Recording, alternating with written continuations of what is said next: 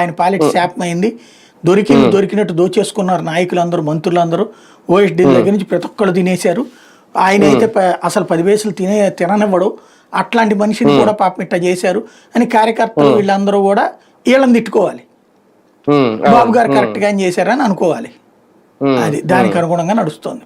ఇంకో కోణం కూడా సార్, త్వరలో ఏమన్నా కేబినెట్ పునర్వ్యవస్థీకరణ ఏమన్నా ఉంటుందా? దానికి ఇప్పటి నుంచి ఒక స్కెచ్ చేస్తున్నారు. ఎందుకంటే వీళ్ళు చేసిన ఆరోపణలు దేవాలయాలకు సంబంధించిన భూములు అంటే దేవాదాయ శాఖ ఎత్తపెడుతున్నారా, అన్నదాతలకు వెళ్ళే డబ్బులు కూడా మింగేస్తున్నారు అంటే వ్యవసాయ శాఖ ఎత్తపెడుతున్నారా, ఇలా కొన్ని అంటే ఇండైరెక్ట్ గా హింట్లు ఇచ్చింది హాస్టల్లో అంటే సంక్షేమ శాఖ.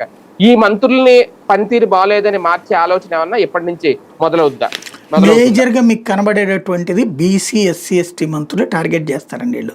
ఫ్రమ్ ద బిగినింగ్ అది ఒక అలవాటు. వాళ్ళదైతే గనక ఏమనలేరు వాళ్ళు. వాళ్ళకి పలుకుబడి కూడా అక్కడ సాధ్యం కాదు. అక్కడ వాళ్ళనే టార్గెట్ చేస్తూ ఉంటారు. పెద్ద వాళ్ళ జోలికి పోరు. ఏ శాఖల్లో అయితే నిజంగా జరుగుతుంటుందో వాళ్ళకి పోరు. ఇప్పుడు కొల్లు రవీంద్రని అంటున్నారు. మైనింగ్ కాంట్రాక్ట్లు కొల్లు రవీంద్ర ఆపాడా?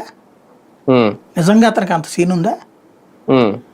పాపం నిజంగా చెప్పాలంటే ఇప్పటికీ ఆటలో అరటిపండు అతను.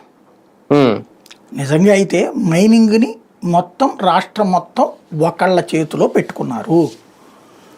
రాష్ట్ర వ్యాప్తంగా